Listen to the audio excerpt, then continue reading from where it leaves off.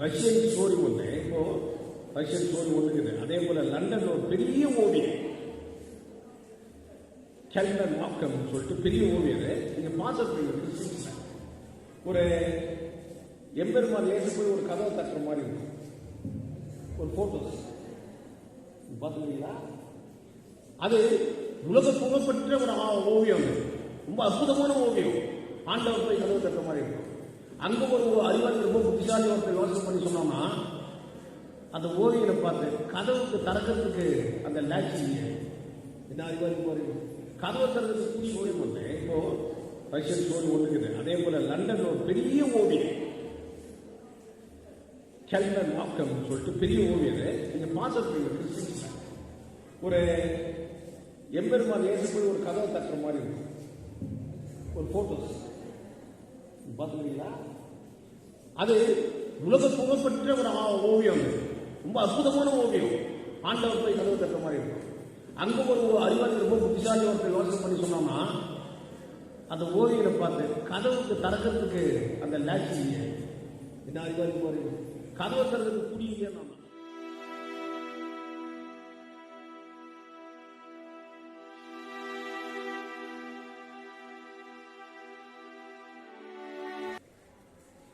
இப்பதான் ஃபாதர் சொல்லிட்டு போனார் மாஸ்டர் கிறிஸ்துமஸ் நைட்னான்னு சொல்லி. எனக்கு ஒன்றும் தெரியாது கிறிஸ்துமஸ்னா. கிறிஸ்துமஸ்னாக்க அப்போ ஸ்டார் குடிச்சிட்டு லைட்டை போட்டு கேக்கு சாப்பிட்டு பிரியாணி செய்யணும் தான் கிறிஸ்துமஸ். வேற என்ன தெரியாது நமக்கு கிறிஸ்துமஸ். இதானே சந்தோஷம். நீங்க எப்படி இருப்பீங்க கிறிஸ்துமஸ்ல? அப்படிதானே? சில பேருக்கு தெரியும் எம்பெருமான் இயேசு பிறந்த கிறிஸ்துமஸ். எனக்கு கிறிஸ்துமஸ் ஓரளவுக்கு ஏன் நல்லா தெரியும்னு சொன்னா என் தம்பிக்கும் என் தங்கச்சிக்கும் கிறிஸ்துமஸ் அதிகம் படுத்துட்டேன். அதனால எங்க வீட்டில் கிறிஸ்துமஸ் ரொம்ப சந்தோஷமா இருக்கும். அதனால I may say I am one of the Christian also இந்த ஃபங்க்ஷன். இதெல்லாம் ஏன் அப்படி சொல்றதுன்னா அரசியலில் ஓட்டு வாங்கிறதுக்கு அரசியல் வர அப்படிதான் பேசும். என்னை கூப்பிட்டு பார்த்து நீங்க இந்த ஃபங்க்ஷன்ல கலந்துக்கோன்னாரு. எனக்கு முன்ன பேசும்போது என் அருமை பிரதர் பிரசாத் சொல்லும் போது பாத்தீங்கன்னா 8 மணிக்கெல்லாம் ப்ரோக்ராம் முடிக்கணும், அதுக்கப்புறம் மற்ற ப்ரோக்ராம் சொன்னாங்க. இது எப்படி இருக்குதுன்னு சொன்னா நான் ரொம்ப வேடி போட்டு கல்யாணத்தில் வந்தாங்க. அவங்கள உட்காருங்க ஐயோ வந்தவொடனே போயிடுறீங்கள அப்படி பேச வச்சுதான் உட்கார வச்சுட்டு இருப்பாங்க. ஐயோ நான் போறேன்னா கூட மாட்டாங்க. இருந்து சாப்பிட்டு போகுதுன்னு சொல்லி கடைசி வரைக்கும் உட்காந்து அவங்க பந்தியில் உட்காந்து போனா வெறும் ரசம் சோறு இருக்கும். அந்த நிலைமை எனக்கு இவர் வரவங்கிட்டெல்லாம் பேசுன்னு சொல்லிவிட்டு எனக்கு மட்டும் 8 மணிக்கெல்லாம் நமக்கு பிடிக்கும் அப்படின்னா அப்ப நான் என்ன பேசணும்? ஒரு ரசோடு தான் பேசுவோம். இது நல்ல இணக்கத்துக்காக ஃபாதர்கள்லாம் சேர்த்து கூட்டியிருக்கிறது. ஒரு இந்துத்துவை பார்க்கலாம், ஒரு இந்துவை பார்க்கலாம், ஒரு புத்திஸ்ட பார்க்கலாம், ஒரு இஸ்லாமிக்க பார்க்கலாம், அனைத்து மதத்துகளையும் பார்க்கலாம். எல்லாம் எனக்கு என்ன பேசுறவங்க அனைத்து மதங்களும் என்ன சொல்றதுனாக்கா அன்பு என்பதை காட்டுங்கள். அது நம்ம தங்கவயல் ரொம்ப நிறைய இருக்கு. அன்பு காட்டு என்ன ஒண்ணுனாக்கா நம்ம தங்கவயல் மக்களுக்கு போலீஸ்கார யாருமே தெரியாது. வெளியூர்ல வந்திருப்பாங்க. அவன் ஜீப்பு பார்த்தான்னா இவனுக்கு சொல்லி பேசுவான். அவன் யாரு என்னன்னே தெரியாது. அவ்வளோ பாசமான இருப்பாங்க. நீங்க யோசிச்சு பாருங்க. அவன் பாட்டு அவன் போயிட்டு இருப்பான். நம்ம ரொம்ப ரசிச்சு சொல்லி பேசிட்டு இருப்போம். ஆனா எதிர்க்க நம்ம அவனை பார்த்து மூஞ்சி திருப்பிட்டு போவான். அப்படியே போட்டு காட்சி நம்ம ஊர்ல. இதெல்லாம் நான் ஏன் விளக்க சொல்றேன்னா அரசியல்வாதி மாதிரி தான் பேசுவேன். ஆன்மீகவாதி மாதிரி தான் பேசுவோம். பட் எல்லாத்தையும் எடுத்து பார்த்தீங்கன்னாக்கா ஒரு வார்த்தை சொல்லி முடிச்சிடாங்க. நம்ம பிரசாத் சொன்ன மாதிரி 5 நிமிஷம் முடிச்சிருந்தாங்க. நான் நிறைய பேசி ஒன்றும் கேட்க போறது இல்லை. நான் சொல்லி நீங்க திருத்த போறது இல்லை. நீங்க திருத்துங்கிறது நான் பேச போறதும் இல்லை. ஆண்டவன் சொல்லியே திருந்தாலும் நம்ம ஆடினேரி அரசியல்வாதிகளை திருத்த போறோம். அதனால சிந்தனை செய்யப்படும். எல்லாத்துலயுமே அன்புதான் இருக்கும். புத்த மதத்திலா இருக்கும், இஸ்லாம் மதத்திலா இருக்கும், கிறிஸ்டின் மதத்திலா இருக்கும். எந்த மதத்திலையும் அன்பு ஒன்றுதான் ரொம்ப முக்கியம். நீங்க மத்தேயு 18ஆம் அதிகாரம் 19-20 வசனத்துல நல்லா படிச்சிருக்கீங்கன்னு நினைக்கிறேன். மறுபடியும் சொல்றேன். மத்தேயு 18ஆம் அதிகாரம் 19-20 வசனத்துல ஒரு வார்த்தை இருக்கு. அது என்னன்னா 2-3 பேரை சேர்த்து உண்மையான கிறிஸ்துவ நாமத்தை நீங்க கொண்டாடுனீங்கன்னாக்கா ஆண்டவரையே அங்க இருப்பாங்க. 2-3 பேருக்கு உண்மையான விசுவாசிகளாக இருந்தாங்க. இங்க 100 கணக்கா சேர்ந்துக்கிறோமே, அப்ப நம்ம உண்மையானவர்கள் இருந்தாக்கா கண்டிப்பா ஆண்டவர் இயேசு இந்த சபையில் இருப்பாரா இல்லையா? சொல்லுதா? இருப்பார்ல. அந்த நம்பிக்கை உனக்கு வேணும். விசுவாசமே இல்லாத ஒன்னா சேர்ந்து என்ன பிரயோஜனம்? இதுதான் பைபிள்ல சொல்ற வேதம். அதே போல யோவான் விசுவாசம் எடுத்துப்பாரு. 13ஆம் அதிகாரம் 34-45 வசனத்துல அன்பை காட்டுங்கள், நான் எப்படி உங்களுக்கு அன்பை காட்டுகிறேனோ அப்படி நீங்கள் பிறருக்கு அன்பை காட்டுங்கள் இருக்கும் அந்த வார்த்தை. விளையாட்டு கூட படிச்சிருக்க மாட்டோம், இருந்தாலே நம்பிக்கை ஒண்ணுதான். கொஞ்சம் பேர் படிச்சிருக்கும், அவ்வளவுதான். எல்லாரும் எல்லாத்தையும் படிக்க முடியாது, தெரிஞ்சு சொல்ல வைக்கிறோம். இந்த மாதிரி பைபிள்ல சில உண்மையின் வார்த்தைகள் எல்லாம் இருக்கும். பைபிளுக்கு எதிராக பேசக்கூடாது. எப்பவுமே பைபிளுக்கு யார் ஒருவன் எதிராக பேசுகிறானோ அவன் கிறிஸ்துவனுக்கு அப்பாற்பட்டவன். வேதம் சொல்லுங்க, நான் சொல்லுங்க. அதுல இருக்கிற வேதத்தில் இருக்கிற உதாரணத்தை எடுத்து சொல்லணும். பைபிள் விட்டு நீ உதாரணத்தை கொடுக்க கூடாது. சில நேரத்தில் எங்க அம்மா என்ன கேட்குவாங்க, ஏப்பா பைபிள் இப்படி போட்டு இதை பத்தி என்ன சொல்ற அப்படின்னு. நீ தானே கிரேச சர்ச்சு போயிருக்கிறாங்க, உங்க கூட தானே உங்க ஃப்ரெண்டு வந்து இருக்கிறாங்க ரீகா மேடம், அவங்க போய் கேட்கறது என்னையா கேட்கறேன், இப்பதானே வந்து இருக்கிறாங்க. இல்ல உனக்கு தான் எல்லாம் தெரியும், நெக்கில் அடிப்பாங்க. எனக்கு எல்லாம் தெரியாதுமா, ஒன்று தான் தெரியும்ட்டு போவோம். அதனால எங்க அம்மாவுக்கு அந்த படிப்பு மேல ரொம்ப ஆசை. இத்தனைக்கும் அவங்க ஆந்திராவிலிருந்து வந்த லேடி தமிழ் எவ்வளவு அழகா படிக்க கற்றுக்கினாங்க பாருங்க. யார் ஒருவர் இயேசுவை ஏற்றுக்கொள்கிறானோ அவன் தான் கிறிஸ்துவ. யார் ஒருவர் நபிகள் நாயகத்தை ஏற்றுக்கொள்கிறானோ அவன் தான் இஸ்லாமிய. யார் ஒருவன் பகவத்கீதைங்கிற கண்ணனை ஏற்றுக்கிறானோ அவன் தான் ஒரு இந்து. அதுக்காக நம்ம போய் நம்மளை மாற்றிக்கணும்னு அவசியமே இல்லை. இதுதான் கிறிஸ்துமஸ் ஏன் கொண்டாடுறதுன்னு சொன்னா, எனக்கு இப்ப சொன்ன பாருங்க, இந்த அதிகாரத்துல எல்லாம் அன்பு காட்டுக்காங்க. உன் கிறிஸ்துவ கொண்டாடுற இயேசுநாதர் பிறந்த தினத்துல கேக்கு வெட்டுற, புத்தாடை போடுற, நல்ல பிரியாணி செய்யற, வீட்டுல நிறைய சாப்பாடு சந்தோஷமா இருக்கு. ஆனா பக்கத்து வீட்டுல ஒரு 3ஆம் வீட்டுல பிள்ளைங்களுக்கு துணி வாங்குறதுக்கு காசு இருக்கு, அவங்க நல்ல உணவு கிடைக்காது, அவங்க வேதனையா இருக்கும், கையை பிரச்சனை இருக்குவாங்க. அந்த நேரத்துல நீ அவங்களுக்கு போய் கேக்க கொடுத்து, உன் வீட்டில் செய்த பலகாரம் எல்லாம் கொடுத்து நீ காட்டுற அன்புக்கு இருப்பாங்க. அதுல அவங்களுக்கு அந்த முகத்துல சிரிப்பு இருக்கும். அந்த சிரிப்பு தான் எவ்வளவு இயேசுடைய சிரிப்பு.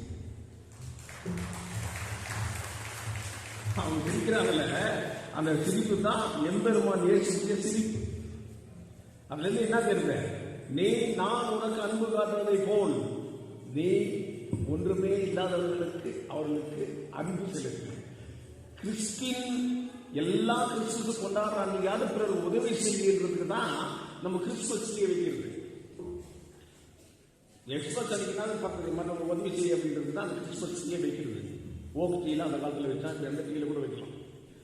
அதுல என்ன அர்த்தம், ஏன் அந்த மரம் வைக்கிறதுன்னு சொன்னா, ஒரு மரம் எவ்வளவு ஒரு நமக்கு உதவி செய்யுதுன்னு பாருங்க. பழம் கொடுக்குது, நல்ல நிழல் கொடுக்குது, நல்ல ஆக்சிஜன் கொடுக்குது. மரம் எப்படி பிறருக்கு உதவி செய்தோ அதை போல நீங்கள் பிறருக்கு உதவி செய்யுங்கள், அன்பு செலுத்துங்கள். அந்த அன்பு எங்க செலுத்துகிறீர்களோ அங்க நான் இருப்பேன்.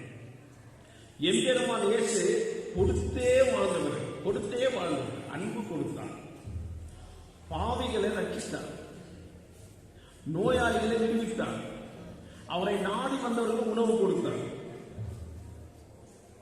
அவரை நாடி வந்தவர்களுக்கு உணவு கொடுத்தார், பாவிகளை ரட்சித்தார், நோயாளிகளை விடுதலை செய்தார், நாமெல்லாம் அன்பு காமித்தார். கொடுத்தே வாழ்ந்தவர் எம்பெருமான இயேசு. இதனால அன்பு காட்டுங்கள், எல்லா மதமும் ஒன்று. இது ஃபர்ஸ்ட் டைம் நான் நினைக்கிறேன் கேஜிஎம் இந்த மாதிரி கூப்பிட்டு இந்த மாதிரி வச்சிருப்பாங்க. நான் இவ்வளவு வருஷம் கேஜிஎம் இருக்காங்க. வெளியூர்ல இருந்து இந்த அரசியல்வாதி ஆகிக்கல, எம்எல்ஏவா உள்ளூர்ல இருந்து அரசியல்வாதி ஆனவன் அல்ல, ஃபர்ஸ்ட் டைம் பாக்குறேன் நானு. ஆனா என்ன நம்ம பேசுறோமோ அதை நடைமுறையில் இருக்கணும். உள்ள ஒரு பேசி செய்யவும் செய்கிறார். நபிகள் நாயகம் முஹம்மது ப்ராஃபிட் இஸ்லாமிக்ல ஒன்று சொல்றாரு. என்னன்னா, காலம் பூரா உழைச்சார். மகாவீர் ஒரு நாட்டு விட்டு போயிட்டார், புத்தர் ஒரு நாட்டு ஒரே நாளில் போயிட்டாங்க. இதெல்லாம் ஒரு நாளில் செய்யலாம் எல்லாத்தையும். நபிகள் நாயகம் கடைசி காலத்துல அவர் செய்த வியாபாரத்துல எவ்வளவு லாபம் வருதோ அந்த லாபத்தை எல்லாம் அன்னைக்கு நைட்டுக்குள்ள ஈவினிங்குள்ள காலி பண்ணிடுவாங்க. எல்லாரும் பிரிச்சு கொடுத்துருவாங்க. என்ன எனக்கு அவர் வருமானம் வருதோ சம்பாதிச்சோ அதை அங்கே பிரிச்சு கொடுத்து போயிடுவாங்க. ஒன்றும் இல்லை. ஒரு நாள் அவர் நோய்வாய்ப்பட்டிருக்கிற சமயத்தில் அவர் மனைவி கிட்ட கேட்கிறாரு, நம்ம வீட்டில் நமக்கு ஏதாவது வச்சிருக்கியா அப்படின்னு. ஆமாங்க என்பெருமானே, நீங்க நோய்வாய்ப்பட்டுக்கிறீங்க, உங்க நோய்க்கு ஏதாவது நாங்கள் செலவு செய்யணும்னாக்கா காசு இல்லாத போயிட்டா என்ன ஆகும் சொல்லி 5 காசு வச்சுக்கிறேன். எவ்வளவு காசு? 5. அது 5 கிராமம் 5 மில்லியோ அந்த காலத்துல 5 காசு வச்சுக்கிறாங்க. அப்போ நபிகள் நாயகம் சொன்னா, பெரிய தப்பு பண்ணிட்டேன், நம்ம கொள்கைக்கு நீ எதிரியா நடந்துக்கிற தவறு, நம்ம அல்லாவுக்கு பதில் சொல்லணும், ஆண்டவனுக்கு பதில் சொல்லணும். நீ தவறு செய்துட்ட, இந்த 5 காசை கொண்டு போயிட்டு தர்மம் செய்துட்டு நடுநிசி ராத்திரி அந்த அம்மா கேட்கறாங்க, இந்த ராத்திரியில யாரும் தர்மம் கேட்க வருவாங்கன்னா யாராவது வருவாங்க, கதவை திறந்து போய் பார் அப்படின்னா.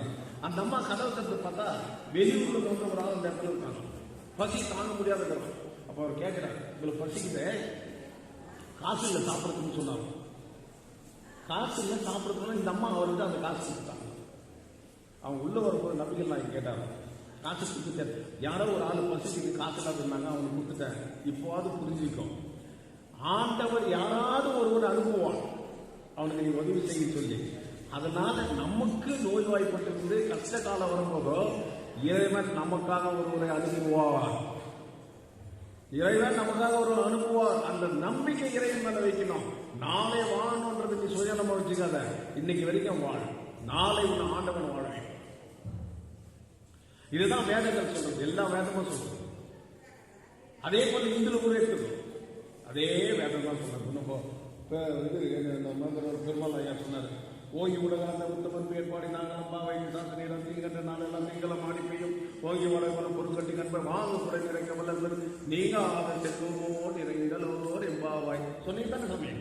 அற்புதமா சொன்னீங்க. எத்தனை ஏழைகளுக்கு இந்த சுலோகன் நான் சொல்லுங்க, நீ செல்வம் ஆயிடுவார்.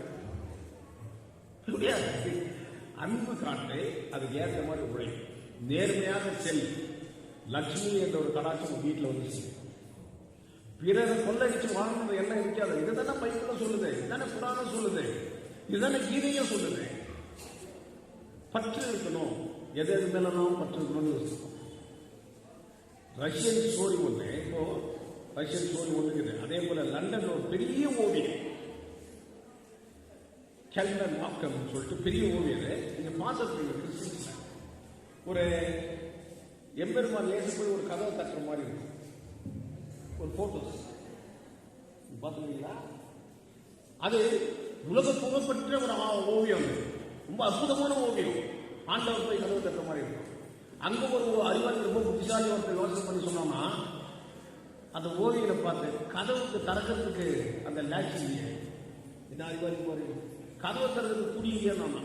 அதுக்கு அந்த ஓவியம் சொன்னோம்னா, இது வெறும் கதவு இல்லை, இது இதயத்தின் கதவு. உள்ள இருந்து திறந்தா தான் திறக்கும், வெளியிருந்து திறக்காது. யார் இதயத்தை நீ திறந்து உதவி செய்யறியோ அங்க ஆண்டவர் வந்து நிற்கவாருன்னு அந்த படத்தினுடைய அறிவுமா எல்லாம் அற்புதமா சொன்னா பாத்தியா. இது வெளியிலிருந்து திறக்கிற கதவு இல்லை, இதயத்திலிருந்து திறக்கிற, உள்ள இருந்து திறந்தா தான் அந்த கதவை திறக்கும். அப்புறம் உள்ளத்துல இருக்கிற இதயத்தை நீ திறக்கணும்ன்ற, அங்க திறந்தா இறைவன் உன்னிடம் வந்து நிற்பாருங்க. அவ்வளவு அற்புதமான ஓவியம். இதுதான் ஓவியனோடு நம்ம ஒன்று காட்டினாங்க. ரஷ்யால ஒரு ஸ்டோரி, ஒருத்தன் பிரசாத் 2 நிமிஷம் முடிச்சுட்டேன், தப்பா நினைக்க மாட்டேன். இல்லை என்ன 7 நிமிஷம் 6 நிமிஷம் தான் பேசிக்கிறேன். இல்லை இல்லை முடிச்சது. ரஷ்யால ஒரு பேர் சைமன், அவன் செருப்பு தைக்கிற தொழிலாளி. அவன் ஒய்ஃப் பேரு மத்தியனா.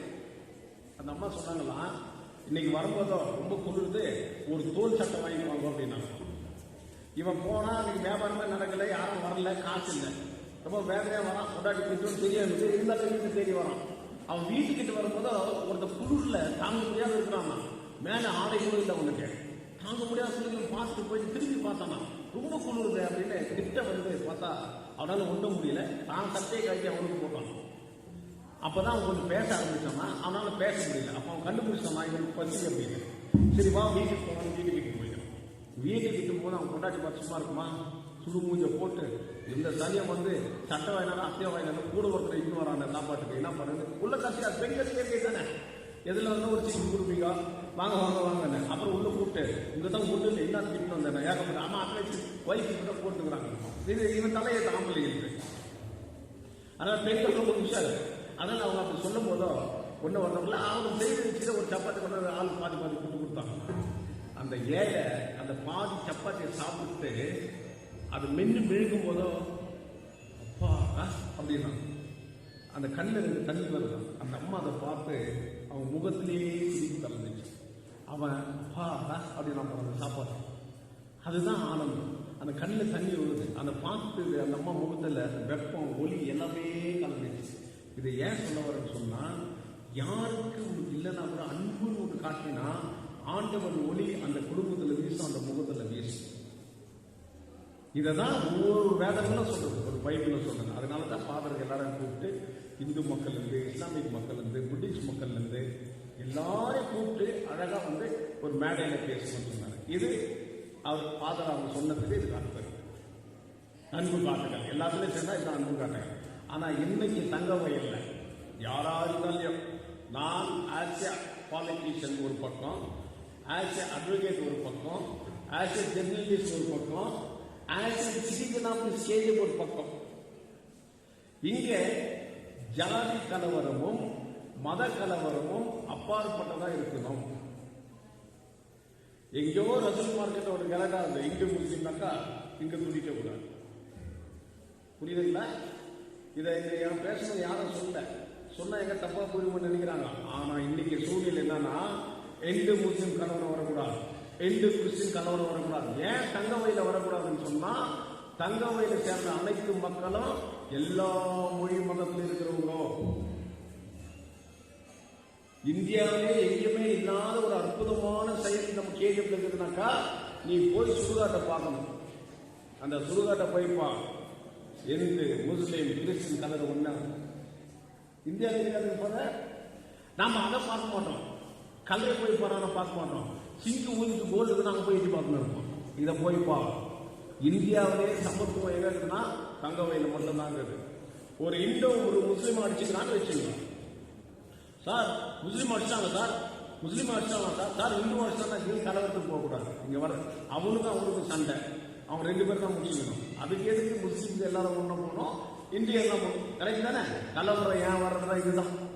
இது தங்க வயல வரக்கூடாது, வரவும் கூடாது, வரவும் இருக்காது. வந்தாலும் எப்படாலும் ஒரு மாதிரி கிடையாது. ஏன் நான் சமத்துவம் வாழ்றவன். எனக்கு நெப்போலியனும் தெரியும், படிச்சுக்கிறேன். அலெக்சாண்டரையும் படிச்சுக்கிறேன், மகாத்மா காந்தியும் படிச்சுக்கிறேன், சுபாஷ் சந்திர போஸும் படிச்சுக்கிறேன், புத்தனையும் படிச்சுக்கிறேன், மகாவீரும் படிச்சுக்கிறேன். இப்ப மகாவீரின் அருமை நண்பர் பேசினார். மகாவீர் அவரு உடம்புல துணி இல்லாம இருப்பாரு. கரெக்டுங்களா? உடம்புல துணியே இருக்காது அவருக்கு, எல்லாம் சொல்லிட்டு வருது. புத்தனாவது அட்லீஸ்ட் கொஞ்சம் போத்திட்டு வேட்டி கட்டிருந்தாரு. மகாவீர் எல்லாத்தையுமே விட்டுட்டாரு. ஏன் மகாவீர் துணியே இல்லாதுக்கிறார்? அவர் எல்லாமே துறந்துட்டு போயிட்டு இருக்கும்போதோ ஒரு ராஜா வந்து அவரை வணங்கி ஆட்சி பெற்று அழகான ஒரு பட்டாடை இருப்பாங்க. அப்பெல்லாம் ஆடைகள் வந்து ரொம்ப காசு, அது போடுறவங்களை பொறுத்து தான் அந்த ஆடை பார்க்க முடியும். அந்த ஆடை வானவானு சொல்லி அவர் கொடுத்துட்டு போனாராம்.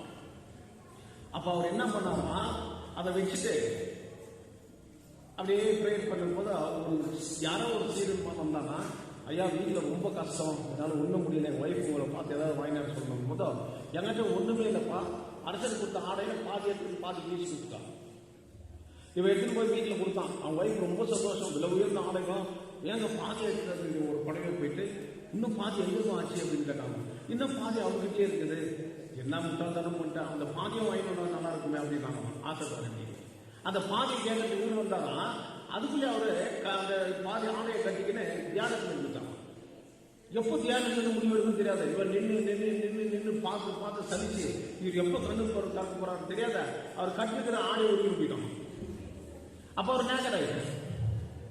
அவர் கண் வீச்சு பார்த்து பிறகு என்ன நினைச்சாரா, அந்த அரசனுக்கு சொன்ன எதுவுமே வானாடான இதை கொடுத்தான், இதை கூட ஒருத்தர் சொந்த மட்டத்துக்கு எடுத்துன்னு போயிட்டானே, ரொம்ப நிம்மதினான ஆடை இல்லாதே இருந்தது. இதுதான் அவர் ஆடை இல்லாததுக்கும் காரணம். படிச்சு பாருங்க ரெஃபரன்ஸ் இருக்கு. அதனால இங்க அந்த சமத்துவ இருக்கிறது தான் இந்த பாதர்ஷன ஒற்றுமையா செய்யுது. காட்பாஜான் போல எல்லாம் போயிட்டாங்களா, டைம் ஆயிடுச்சுங்க, ரொம்ப தான் நிமிஷம் வாங்கிக்கிறேன். சரி, ஓகே, இவங்கெல்லாம் சேர்ந்து இதை செய்தாங்க. அதனால இன்னைக்கு எந்த அரசாங்கம் வந்தாலும் இது செய்வான் அது செய்வான் எதனா செய்வான். அந்த அரசாங்கத்துக்கு பாசிட்டிவ் என்ன நெகட்டிவ் என்ன சொல்லக்கூடிய திறமசாலையில நீங்க தேர்ந்தெடுத்தா தான் நாடாளுமன்றமாகட்டும், அது அசம்பிளி மன்றமாகட்டும். அது இல்ல, அம்பேத்கர் சொன்ன மாதிரி secularism in the country will be destroyed. Revolution will create in the state. மதத்தினாலேயோ ஜாதியாலேயோ இந்த தேசத்துக்கு ஆபத்து இருக்குதுன்னு சொன்னாங்க. அவர் சொல்லி எழுதி வச்சுக்கிறத படிச்சு பாருங்க. இது இங்கே நமக்குள்ளவே ரெவல்யூஷன் உருவாகுனாங்க. அதுதான் இப்ப கடந்தது. அதை தடுத்து நிறுத்துறதுக்கு அறிவாளிகள் நாங்கள் அதை அனுப்பணும். அசம்பிளியாளுக்கு நீ எவனா 500 ரூபாய் ஒரு முட்டாள கொண்டு அங்க அனுப்பிவிட்டு இன்னைக்கு இருக்கிற பட்ஜெட் மேல பேசுறதில்ல, பில்ஸ் மேல பேசணும். நீங்க பார்த்துருப்பீங்க இன்னைக்கு பில்ஸ்ல கர்நாடகா கவர்மெண்ட் இந்து மதத்திலிருந்து நீ கிறிஸ்துவனுக்கு மதம் மாறக்கூடாது. நாடாரும் இந்து தான், முதலியாரும் இந்து தான், ஷெட்யூல் கேஸ்டும் இந்து தான், பிராமணனும் இந்து தான். ஆனா நான் ஷெட்யூல் கேஸ்ட் இந்து, ரைட்? எனக்கு பிராமணன் கொண்டு கொடுப்பானா? கொடுப்பானா? முதலியாருக்கு கொடுப்பானா சார்? நாடாரு கொடுப்பானா? அப்ப நான் எப்படி இந்து? நான் மனிதன். It is my legitimate right. நான் எதையும் தேர்ந்தெடுக்கணும். இந்த சப்ஜெக்ட் எல்லாம் கான்ஸ்டிடியூஷன் பத்தி பேசுவாங்க. இங்க மைக்கிட்ட சமத்துவத்தை பத்தி எல்லாம் பேசணும். இடையில ஒன்று வச்சு ஒன்று பேசக்கூடாது. ரியாலிட்டி சுத்தி இந்த சொசைட்டி இது ஒரு பயங்கர ஆபத்துல போய் விளைவிக்கும். நீ படிச்சு பாருங்க. ஒரு பயங்கர முதல்ல ஏடிஎச் பாரு. ஏடிஎச் ஆதி திராவிட இந்து அப்படின்னா ஷெட்யூல் கேஸ்ட். அப்புறம் என்ன பண்ணாங்க? அதை ஏடிஎச் எடுத்துட்டு, ஏன்னா இந்துன்னு போட்டா பிராமணன் இந்து மொழியார் எல்லாம் வருது. அதனால இவங்க ஏடி கிறிஸ்டியன், ஏடி ஷெட்யூல் கேஸ்ட். தெரியுமா? அது தெரியுமா? தெரியல. ஒவ்வொரு எஜுகேட்டரையும் தெரிஞ்சுக்கணும். நாங்கெல்லாம் கார்பரேஷன் டிசிஎம்எஸ்ல படிச்சுட்டு மேல வந்துருவோம். கான்வென்ட் படிச்சுட்டு மேல வரல. ஆனால் அம்பேத்கர் கான்வென்ட்ல படிக்கல, கார்பரேஷன் படிச்சோம்னா அவ்வளவு அறிவு வச்சிருக்கோம். இதெல்லாம் ஏன் நான் மக்களுக்கு சொல்றேன், சபைக்கு சொல்றேன்னா, எந்த தாயும் தாயே, எந்த தந்தையும் தந்தையே, பிதாவின் ஆசீர்வாதமும் தாயின் கட்டளையும் ஒன்று இணைந்தால்தான் மனிதன் மனிதனாக வாழ வேண்டும். அதனால நாம் அந்நேரம் ஒற்றுமையா இருக்கணும். நீ யார் நான் யார், நம்ம போகிறோம் இந்த போகிறோம் அறிவில் போகிறா. உனக்கு எதுவும் காஃபி குடிக்கிறது போய் காஃபி குடி, டீ குடிக்கிறது டீ குடி. நாங்களும் பாதுகாப்பு எல்லாம் உட்காந்து ஹைவேல நான் ரொம்ப புது வச்சுக்குவேன். சமத்துவம் எல்லாரும் பகிர்ந்து சொன்னாங்கல்ல, அந்த மாதிரி பாதுகாப்பு டிஃபன் பண்ணாங்க. பெங்களூர் போறாங்க பிஷப்பா. நானும் பெங்களூர் போயிருக்கிறேன். ஃபாதர் என்னை கூப்பிட்டாரு, வாங்க சாப்பிடலாமே. அவன் கூட சேர்ந்து சாப்பிடும் போதும் எனக்கு மனசு ஒரு சந்தோஷம் தானாக்கா. சான்றோர்கள் முன்னாடி அமர்ந்து சாப்பிடும்போது கொடுத்து வச்ச பாக்கியம் சொல்லுவாங்க. 4 ஃபாதருங்கிறாங்க, 4 திசைகள் மாதிரி. அவங்க கூட சேர்ந்து சாப்பிடும். ஒரு ஃபாதர் பூரி எடுத்து வந்தாரு. பூரி சுடுறது சாப்பிடலாம். இல்லை நான் இங்கேயே சாப்பிடுறேன் ஃபாதர். இல்ல நீ பூரி தான் சாப்பிடணும்னு சொன்னாரா? இதுதான் இன்னைக்கு நடந்துக்கிறது. இல்ல இதுதான். No, it is my choice, my love, my affection. நான் ஒரு வீரனா வரணும், இல்ல ஒரு ரெவல்யூஷனா வரணும், ஒரு புரட்சிகாரனா வரணும்னாக்கா நான் படிச்ச புத்தகத்திலே ஒரு பேர் எனக்கு ரொம்ப பிடிச்ச பேர். இன்னைக்கு இல்ல நாளைக்கு அந்த பேரோட நான் வாழணும்னு ஆசைப்படுறேன். மார்டின் ராஜேந்தர். என்னதுக்கு Martin Rajendar? Martin Luther King தன் இன மக்களுக்காகவும் தன்னுடைய கருப்பு மக்களுக்காகவும் போராடி ஃபைட் பண்ணி பிஷப்லாம் எதிர்த்து ஒரு ரெவல்யூஷன் கிரியேட் பண்ணி உருவாக மார்டின் லூதர் கிங். அதனால நான் இருக்கிற வரைக்கும் இந்த மண்ணில் போராட்டம் புரட்சி யார் தவறான முறையில பயன்படுத்தினாலும் அதை எதிர்த்து என் மக்களுக்கு நான் ஒரு வேலைக்காரனாகவும் என் மக்களுக்கு நான் ஒரு சேவகனாகவும் இந்த தங்கவயல் மண்ணுக்காக நான் பாடுபடுவேன் என்று கூறி எனக்கு வாய்ப்பு கொடுத்த அனைத்து பாதிரிமார்களுக்கும் அனைத்து சமுதாய மக்கள் மார்களுக்கும் உங்கள் அனைவருக்கும் என் அன்புகளை வணக்கத்தை தெரிவித்துக் கொள்கிறேன். ஜெய்பி.